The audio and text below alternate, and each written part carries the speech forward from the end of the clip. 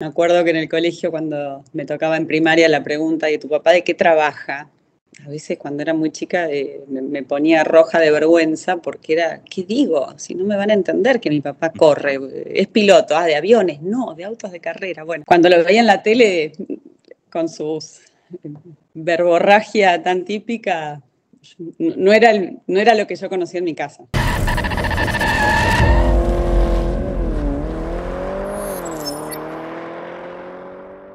Paula, primero, muchísimas gracias por el tiempo. Entiendo que para la familia no son días sencillos, así que te agradezco, valoro muchísimo que me hayas dado la posibilidad de hablar con vos y de hablar un poco del Juan María Traverso, que por ahí la gente no conoce, que es el Juan María Traverso papá, el que estaba ahí con ustedes. La idea es que me cuentes un poco de eso, ¿no? Porque ya te digo, en la pista lo recontra conocemos, sabemos lo que hacía, lo que generaba, pero ¿cómo era ese Traverso papá? Hola Diego, ¿cómo estás? Te agradezco el llamado y sí, obviamente que estamos de a poco adaptándonos a no tenerlo presente físicamente, pero bueno, de esta manera y la verdad que con tantos saludos y el cariño de sus seguidores, de sus colegas, de la gente que trabajó con él, la verdad que en algunas cosas es reconfortante y lo disfruto, es lindo, se siente lindo. Como papá, es rara esa pregunta, nunca me la habían hecho, pero la verdad que era un padre, como me imagino que le debe pasar a todos los hijos de corredores o de deportistas incluso, que le costaba estar presente físicamente. O sea, por eso el desafío era estar presente porque lo estuvo y trascender esa ausencia de fines de semana, de no estar en las típicas eventos familiares. Si bien lo acompañamos mucho y tuve la suerte de compartir el autódromo con él, bueno, no era el lugar típico para un papá.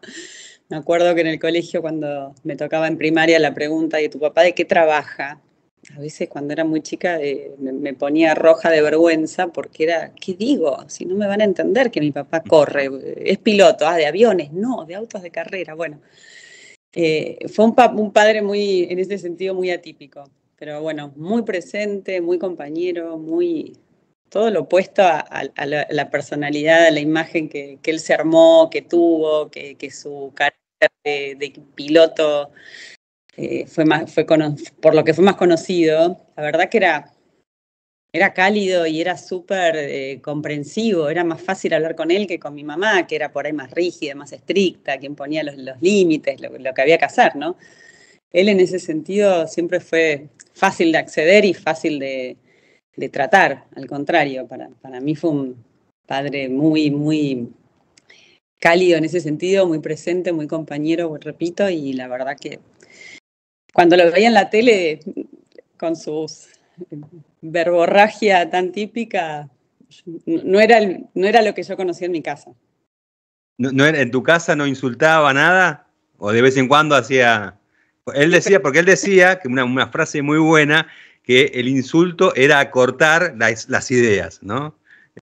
Lo escuché y era cierto, era su forma. Pero no, ese tipo de descargos siempre fueron hacia afuera. Se podía enojar con, no sé, el que lavaba el auto, el que le arreglaba en mi casa, gente pero nunca, no con la familia, no entre nosotros, no, jamás. Más allá de eso, me imagino que alguna vez los habrá retado a ustedes. O sea, ¿cómo era ese papá, ese Traverso enojado, ese Juan María enojado como papá? Es que las veces que se enojaba, en realidad, realmente enojado, era silencioso. O sea, el silencio de mi papá era lo que por ahí como hija te asustaba o te alertaba más, porque si estaba callado o no te daba mucha bolilla, ahí estaba enojado en serio. Y uno se preocupaba y querías arreglar las cosas y hablarlas y al contrario, en eso sí, con pocas frases, consejos y pedidos, la verdad que lograba mucho, con nosotros logró todo lo que no, obviamente no era a través de gritos o de toda esa forma de ser más histriónica. Claro, comentabas que cuando eras chiquita lo acompañabas a él a los autódromos. ¿Cuál es tu primer recuerdo? Si te digo, decime un recuerdo tuyo relacionado con los autos, con tu papá y un autódromo. ¿Qué es lo que se te viene a la mente? La verdad que lo primero que se me viene era estar, la gente que te trataba con calidez y quería que la pases bien y te ofrecía si querías comer algo, jugar a algo, que eran obviamente la gente del equipo. En su primer momento el grupo de los mecánicos, era chico porque en aquel momento todavía no había crecido ni tanto ni el automovilismo ni la carrera de mi papá. Bueno. Esa sensación de contención, de familia, de qué necesitas, la verdad que fue una de las primeras cosas que tengo como recuerdo, porque me acuerdo de haber pasado frío y de que te vengan a ofrecer si querías una campera, si querías... Se ve que habré ido en invierno a la primera carrera porque me acuerdo de los fríos del autódromo como primera medida. Después, los nervios, el que gane. Yo la verdad que me han preguntado tantas veces si tenía miedo de que mi papá corra.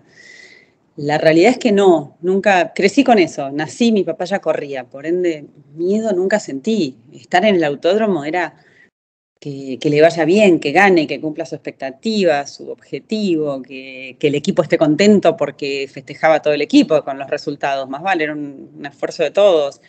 Y esa sensación de equipo me acuerdo mucho. Cuando volvía Juan María de una carrera que había ganado, ¿cómo era recibido en la casa? ¿Había alguna fiesta, algún festejo o era algo más normal y cotidiano? Encima tu viejo ganaba siempre, ¿no? Pero...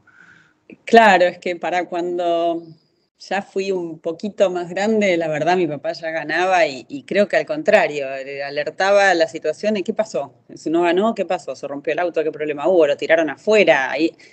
Ahí por ahí era un tema, porque venía seguramente cruzado y si bien no estaba enojado, obviamente no con nosotros, venía más encerrado, más hacia adentro, que no quiero atender el teléfono, que no me llamen, que no venga nadie, el teléfono de casa explotaba con los llamados de todos los periodistas y era no quiero atender a nadie. Eso era más recordable, pero la verdad que en general los domingos, si llegaba muy tarde, entonces nosotros para nuestras cenas familiares eran los lunes, que el lunes se levantaba descansado, se había llegado tarde, había podido dormir, ya había visto la carrera grabada, que siempre era llegar, su ceremonia era ver la carrera grabada, y después, listo, empezaba su descanso de lunes, martes y por ahí miércoles, porque bueno, el jueves ya estaba de nuevo en la siguiente carrera. Así que los domingos de mi familia en realidad eran los lunes. Con esto de las carreras, ¿vos en algún momento le has recriminado algo? ¿Sentiste que en algún momento tenía que estar y no estuvo por la maldita carrera, por el maldito automovilismo? La verdad lo sentí, nunca se lo dije. Tuve una edad donde obviamente la adolescencia y la edad me hacía decir, es mi graduación, juego a la final de hockey, yo jugaba al hockey y jugaba los fines de semana, obviamente. Claro. La verdad que me faltó en esas situaciones, pero también es cierto que teníamos ya sobreentendido que bueno, no era que no quería, era que, a ver, como otros chicos entendían que su papá estaba trabajando un lunes al mediodía en una oficina, en un banco, en un taller. Bueno, el nuestro trabajaba los fines de semana, con lo cual no se lo podía recriminar porque no era una falta de voluntad, claramente. Así que aprendimos a entenderlo, a aceptarlo. Insisto, presente de alguna forma u otra siempre estaba. Me acuerdo, sí, el día que me casé, cuando pusimos la fecha, le pregunté, le digo, me voy a casar tal fecha, ¿me podés decir si tenés carrera desde ahora o no? Porque ese día, por favor, quiero que estés. Bueno, fue un tema de calendario, me acuerdo, y sí, la suerte que tuve es que corrí en Buenos Aires y estuvo en mi casamiento hasta las 3, 4 de la mañana, después se fue porque tenía que descansar. Pero bueno, por lo menos cuando fue realmente importante estuvo y no, es la realidad con la que crecí, no se puede recriminar de ninguna forma eso. Tal cual, tal cual. Y durante la infancia, cuando ya eras un poco adolescente, ya bueno, el flaco ya ganaba carreras, campeonatos, ¿cómo vivías vos con la fama de tu papá? Ay, esa parte tuvo, ahí sí lo enfrenté un día y le dije, basta, vos no podés hablar así en la televisión, yo voy el lunes al colegio y no era la época que es hoy. Hoy la Claro. verdad, no solo los pilotos, los deportistas en general y en la televisión ya nadie se cuida de usar cierto lenguaje, de expresar su bronca, su enojo, la verdad que hoy es otra cosa, pero en aquel momento es verdad que no era común, menos en la tele o sí, con un periodista. Sí. Entonces yo iba al colegio y mis compañeros, mis amigos tuercas que le seguían el automovilismo, siempre me hacían un comentario al respecto, amable y divertido, y se mataban de risa y disfrutaban, como mucha gente que lo siguió. Pero a mí yo me moría de vergüenza. La directora del colegio me miraba y yo decía, ay, debe creer. Me imagino la reacción de tus conocidos el día que lo insultó de arriba abajo a Ponce de León, en Río Cuarto. Ah, ese día me enojé, ese día le dije, no puedes hablar así, no podés, pero bueno, también sabía que era su personalidad y sé que en eso era auténtico, la verdad, no era para la cámara, él era auténtico en todo sentido, de la forma que se manejaba en su vida, era lo mismo que si le ponía una cámara enfrente o no, nunca cambió de personaje por estar más visible o más expuesto. Entonces, bueno, había que respetarlo y que entenderlo, pero hubo una edad que me costó porque la vivía de otra manera, con otra edad, ¿no? Claro, claro. Una de las cosas que siempre destaco de tu viejo era la manera de contar las cosas. O sea, era ponerle el micrófono y era disfrutar las cosas que decía, cómo las contaba, y que de hecho al periodista que por ahí tenía que transcribir eso en un papel, era difícil, ¿no? Porque no solamente estaban las palabras, sino también los gestos, los silencios, las miradas. ¿Siempre fue así él? ¿En lo cotidiano también era así? Sí, esa no sé, talento para contar Sí. anécdotas y realmente que todos los que estaban en una mesa, en una reunión o incluso atrás de una cámara se quede prendido y lo escuche fue siempre. Por ende, los asados, las reuniones familiares, estaba mi papá, se llevaba toda la atención porque la verdad que era gracioso escucharlo, era entretenido, lo relataba de una forma que era un placer escucharlo, ¿no? Eso era, creo que era de él, lo tenía innato. Sí. Y de las anécdotas que ha contado, ¿cuál es la que más tenés presente, la que más te haya impactado? Debe haber miles, debe haber, ¿no? Porque eran todas buenísimas, pero ¿hay alguna que digas, no, esto es típico de mi viejo, este era mi papá, 100%? La verdad que todas las conocidas era Igual él. te estás riendo porque alguna debes tener en la cabeza y no querés contar. No, hay muchas que son hiper conocidas, que las he Sí, visto circular en redes y son, la verdad que han quedado en el inconsciente colectivo sí. de todos los que lo conocimos o disfrutamos su carrera. Después hay algunas que contó en privado que, bueno, serían más complicadas, pero bueno, hay una que me hizo mucha gracia una vez, contó. No quiero por ahí confundirme con los nombres, pero Mm, era en la época en que corrían Tito Besone, Yoyo Maldonado. sí. Sí, no, creo que después de Di Palma, no fue tanto antes. Y que esos cruces en la pista eran. A mí me sorprendía enterarme de que había otra guerra, rivalidad, no guerra, Sí. que no era solo arriba del auto y que se pateaban las tuercas para que no puedan cambiar rápido la goma si entraban, que, Esa se le hizo a Yoyo Maldonado. sí, Yoyo Maldonado.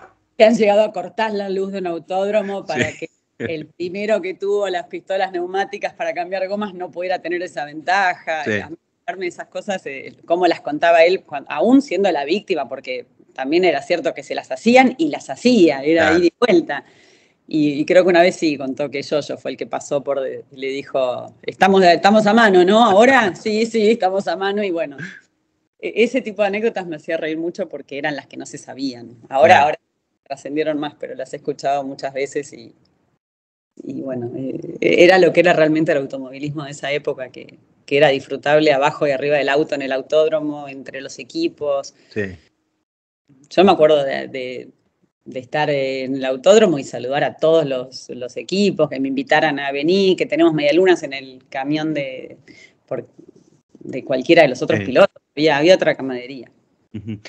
¿Cómo vivió la familia el día que el Flaco se retiró en Olavarría? Bueno, no sabíamos nada, la verdad. Nos sorprendimos y nos enteramos por la tele, igual que todos. No fue algo que él estaba, por lo menos, compartiendo con la decisión. Se ve que la procesó solo y como dijo, me desperté sin ganas de correr y hasta acá llegué. Así que fue más sorpresa que otra cosa. Pero también, por otro lado, creo que con un poco de alegría o de casi de esperanza, porque en el fondo era, bueno, termina una etapa pero empezaba otra. Claro. Y tenemos un papá súper joven, con una energía buenísima para disfrutarlo por ahí ahora sin el estrés, ni la presión, ni los tiempos del automovilismo que nos habían sacado tantas horas de papá, ¿no? ¿Recordás el primer fin de semana sin carrera, con él ya retirado, cómo fue? No, la verdad que no, porque si hay algo que mi papá no dejó de hacer fue de estar ligado al automovilismo, viajar, moverse. Yo no recuerdo que el hecho de que se haya retirado lo haya hecho quedarse más quieto, sino que por ahí empezó otra actividad. Me invitaron a esta inauguración, después vinieron las charlas de seguridad enseguida, se puso a armar su galpón, a recuperar sus autos, tenía que ir a tal lugar a ver que le habían ofrecido, que habían encontrado uno de los autos de rally que había corrido. Bueno, así fue. La verdad que se mantuvo igual de activo, pero cerca del automovilismo, solo que abajo del auto. ¿Lo notaste, digamos, con más apaciguado, digamos, sin el tema de las carreras, más allá de estar ligado con el automovilismo? ¿El hecho de no correr había cambiado? Sí, yo creo que el cambio más grande lo empecé a ver cuando empezó a hacer los eventos de las charlas de seguridad vial, y después los eventos en el galpón. Empezó a disfrutar para mí el contacto con la gente, con el fanático, el seguidor, el hincha. Lo que antes realmente para él era difícil de disfrutar porque lo tenía que hacer en un ambiente donde él estaba muy presionado. Mi papá se concentraba mucho. Yo me daba cuenta que eso era una gran diferencia con los otros pilotos. Yo a veces iba a la grilla y veía que por ahí otros corredores estaban con la prensa o hablando con los mecánicos o con la familia, porque estaba la mujer, la novia, algún hijo. Y mi papá estaba ensimismado, no se le podía hablar, no quería ni siquiera que fuéramos, que no haya nadie que no tuviera una función con el auto, porque él ya estaba en carrera. Y así era todo el fin de semana. Entonces, la verdad que eso no le permitía disfrutar que venga un chico a pedirle un autógrafo, que le firme una bandera. La realidad es que muchas veces yo misma subía a decir, por favor, firmale, esta persona te está esperando hace ya 2 horas. Y la verdad que no era que no le importaba, estaba concentrado y realmente requería toda su atención y su energía, el objetivo del fin de semana, la carrera y el equipo. Cuando se bajó del auto, empecé a notar que eso fue algo que empezó a disfrutar. El contacto, recibir el cariño, la admiración, sacarse una foto, escuchar una anécdota. La verdad que eso para mí fue el cambio más grande, o lo que cambió de papá corredor a mi papá ex corredor, ¿no? Y vos siendo testigo justamente de eso que él inspiraba en la gente, ¿no? De esa admiración, ¿no? De ese respeto. Es más, yo te digo, la primera vez que le hice una nota a tu papá, me temblaban las piernas. Cuando lo fui y lo encaré, me temblaban las piernas. Fue en el Autódromo de Buenos Aires. Nunca más me voy a olvidar de eso. Pues fue la primera y única vez que alguien me hizo temblar. No había hablado con él, pero era traverso, ¿viste? Entonces, bueno, eso me movió mucho particularmente. Pero imagino que también a la gente del público, vos habrás presenciado algunas de esas historias, ¿no? De esa idolatría que había hacia tu papá. Sí, la verdad que me he sorprendido y me sigo sorprendiendo.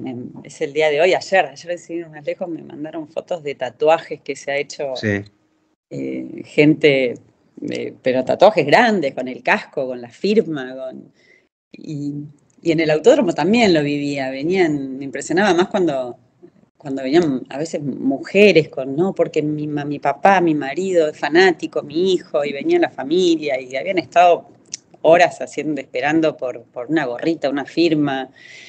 La verdad que eso lo viví, lo disfruté y he visto bueno, cuando éramos chicos teníamos nosotros le decíamos que era el jefe de la barra brava de mi papá. La realidad es que era una persona que trabajaba en el rubro de vendía fruta y verdura, pero mayorista.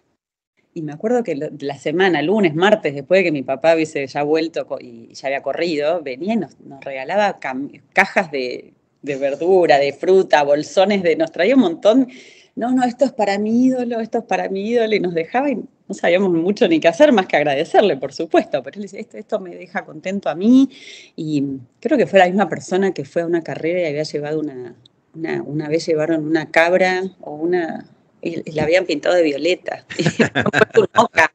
Después, bueno, la faenaron y hicieron un asado, se ve que está todo organizado. Pero, está bien. Unos grupos de gente que realmente han hecho locuras y se nota que, bueno, eran apasionados del automovilismo y, bueno, seguidores de mi papá, por lo menos los que yo conocí, pero... Claro. Pero claro, y aparte vos, digamos que tu viejo agarró varias generaciones, ¿no? Porque por ahí el tipo contemporáneo que lo seguía en la década del 70, después el hijo, después es como que se fueron al menos 3 generaciones seguro y lo trajeron a tu papá. Eso es algo que estoy viviendo mucho hoy con los mensajes que recibo y que he recibido bueno, de todo tipo. La verdad que lo que más rescato y por lo menos a mí me llega es no, para mí se fue una parte de mi vida porque con mi papá veíamos las carreras y era la ceremonia, o bueno, todos los domingos hacer el asado y ver la carrera juntos y comentarla con mi papá o abuelo, ya, porque es de verdad, 3 generaciones. Entonces sí, me ha pasado eso de encontrarme con fanáticos, seguidores de mi papá de edades diferentes. Sí, y creo que se da, vos me lo dirás lo que te voy a preguntar, pero que se da un caso que obviamente se le da a la familia de una celebridad, ¿no? Porque todos hemos tenido la pérdida de algún ser querido, obviamente, pero en el caso tuyo o el de otras parientes de celebridades, o sea, el dolor es como compartido. O sea, vos decías bien, ¿no? Hay gente que te dice, se me fue una parte de mi vida, y particularmente yo también siento eso. Porque cuando yo empecé, tuve la posibilidad de estar con tu papá varias veces, de hacerle varias notas, y bueno, para mí es parte de mi vida el Flaco Traverso. Entonces, lo sentí como algo así cercano. Y debe ser tal vez complejo eso de que ese dolor sea compartido con una inmensidad de personas que no tenés ni idea vos. Sí, es... me ha pasado en estas últimas semanas de casi hasta terminar dando un consuelo más yo que el que me daban a mí, porque un par algunas veces es gente que se ha puesto a llorar y me decía, no, para mí se me fue, y terminaba como yo abrazando a la persona diciéndote, bueno, pero sigue estando, su legado, su leyenda, se han invertido en algunas situaciones. Claro. También he recibido comentarios muy lindos como gracias por prestarnos a tu papá todo este tiempo. Pero sí, la verdad que es como una pérdida compartida, no es con mis hermanos, por supuesto, lo vivimos desde un lugar de familia. Obvio. Pero hay otra dimensión que nos excede por completo y que, a ver, es un orgullo enorme, es un honor, es algo de lo que mi papá nos dejó, que claramente es un legado maravilloso.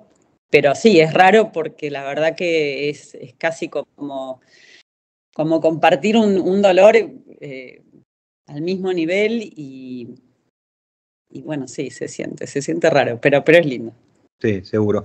Bueno, hablamos del tema del retiro, de las victorias. También hubo algunos momentos intensos en la campaña de tu papá que fueron los accidentes, ¿no? El de Mar de Ajó y Olavarría fueron tremendos.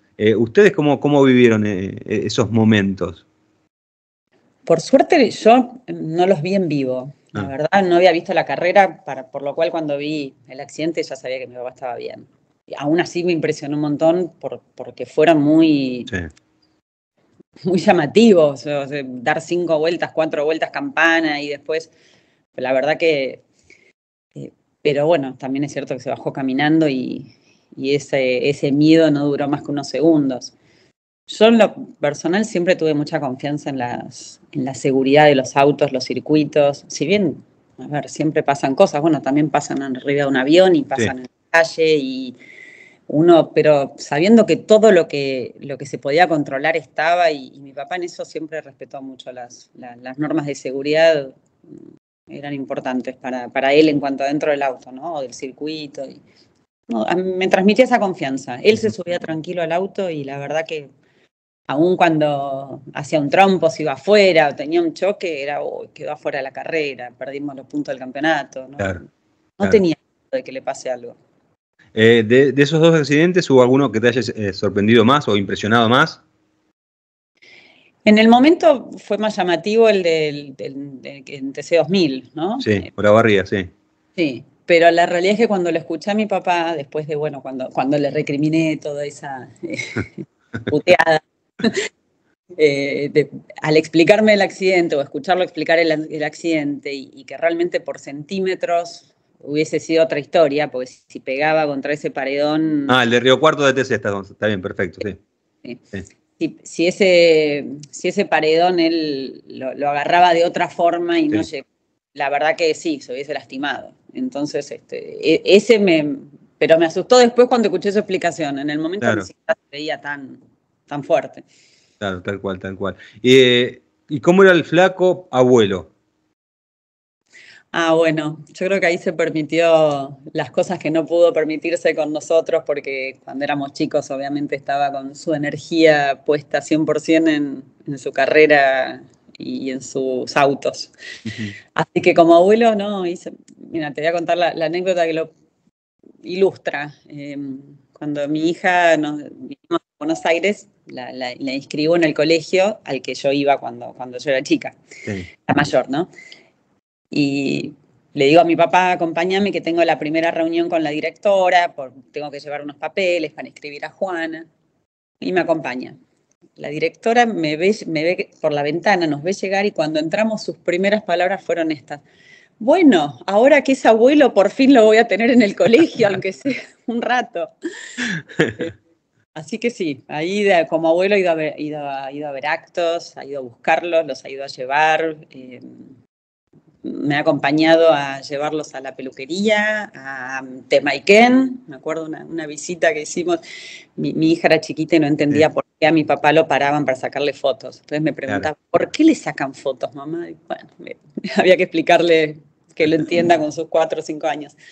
Pero no, fue el abuelo presente, cariñosos y compartiendo esas cosas de niños que creo que era lo que se había perdido a nosotros, ¿no? Paula, en estas semanas, decías que recibiste mucho cariño de la gente. ¿Hay algo que te haya impactado que no te lo esperabas de las cosas que te ha dicho la gente de tu papá? Sí, creo que lo que más me impactó es la gente que me transmitió que sintieron que perdieron casi una figura paterna. Por ahí fue la que más me tocó a mí. Sí. Pero me decían, no, para mí era como mi papá era tan fanático, tan ídolo, y yo lo aprendí de él y lo viví con él. Siento que mi papá por ahí ya lo perdí, pero ahora perdí lo que me quedaba de mi papá, o perdí otra figura de padre, u otra... Me impactó sentir eso, porque es muy fuerte, ¿no? Sí, obvio. Lo decían con mucho dolor, cariño, me han mandado fotos con el padre yendo a ver una carrera, o bueno, cuadros en la casa, fotos en la casa, algún recuerdo, algún autógrafo, gorrita. Y la verdad que eso me impactó porque, no sé, yo siento que todos perdieron un ídolo deportivo, pero cuando ponen este componente, la verdad que no lo había vivido con mi papá presente o con nosotros. Y desde hace un tiempo ya esta parte estás constantemente en los homenajes que le hacen a tu papá, ¿no? ¿Cómo te hace sentir eso, ese reconocimiento al flaco? Y a mí me hace bien porque yo lo acompañaba mucho en sus... Él me pedía en eso, venía, acompáñame que tengo que ir. Todo lo que era un poco más ceremonioso le gustaba que lo acompañe, era como su primera dama, por decirlo de alguna manera. ese rol lo disfruté mucho al lado de él. Entonces, hoy este tipo de homenajes no. Hay una parte que obviamente, bueno, duelen, tocan partes sensibles, porque estar y que él no esté presente es fuerte, es doloroso, pero siento que también es mi forma de como una, sí, lo que yo hacía por él y que él disfrutaba y que hoy lo tengo que seguir haciendo porque es parte de mantener su memoria, su legado, su historia. Uh-huh. Así que la verdad que me disfruto un montón de ir y recibir eso. Siento que está conmigo de alguna manera, lo está. Seguro. ¿Tus hermanos cómo están? Bueno, como todos, obviamente, pero optaron por manejarse de otra forma. Bueno, mi hermana vive en Estados Unidos y obviamente le gustaría por ahí estar presente en muchas cosas que no puede. Y mi hermano es más reservado, él por ahí elige vivir su dolor más hacia adentro y le cuesta hacerlo en público, le cuesta mostrarse en público porque son diferentes formas Obvio. de transitar lo mismo. A mí me hace bien y por eso voy, pero bueno, respeto lo que deciden ellos, por supuesto. Seguro, seguro. Bueno, me imagino que tuviste la oportunidad, obviamente, de despedirte de tu papá, pero si tuvieses la posibilidad de decirle algo que no le hayas dicho o que quieras reforzar, ¿qué sería eso? Me vas a hacer llorar. Mira, creo que lo mejor que me pasó, por supuesto que la enfermedad que se llevó a mi papá es una de estas enfermedades espantosas que mucha gente ha sufrido, ha perdido gente, bueno, todos hemos perdido algún familiar o amigo cercano, y fue muy doloroso el proceso, ¿no? El acompañar a alguien que se iba apagando de a poquito. Sí. Pero también tuve la suerte de que eso me permitió hablar, decirle todo lo pendiente, lo que quería, disfrutar, ponerle mucha energía, disfrutar cada mate, cada charla, cada visita, cada momento compartido y uno es como que se queda con menos cuentas pendientes. Eso lo agradezco, lo valoro de una situación que, bueno, obviamente nadie eligió, pero nos tocó. Y creo que hoy, con el diario del lunes, como se dice, no, lo único que, no sé si fui tan clara en decirle es gracias por lo que nos dejó, gracias por habernos dejado esto, llevar un apellido que es un orgullo, que es lindo, que genera cariño, admiración, un comentario amable. Ayer fui a lavar el auto y porque tengo la calco de mi papá, de la firma de mi papá, sí.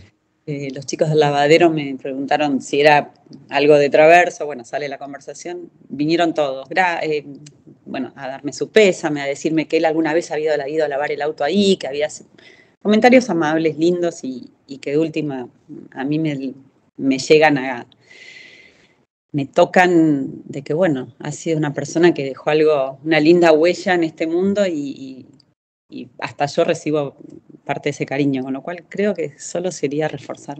Gracias. Bueno, Paula, muchísimas gracias. Bueno, gracias a ustedes.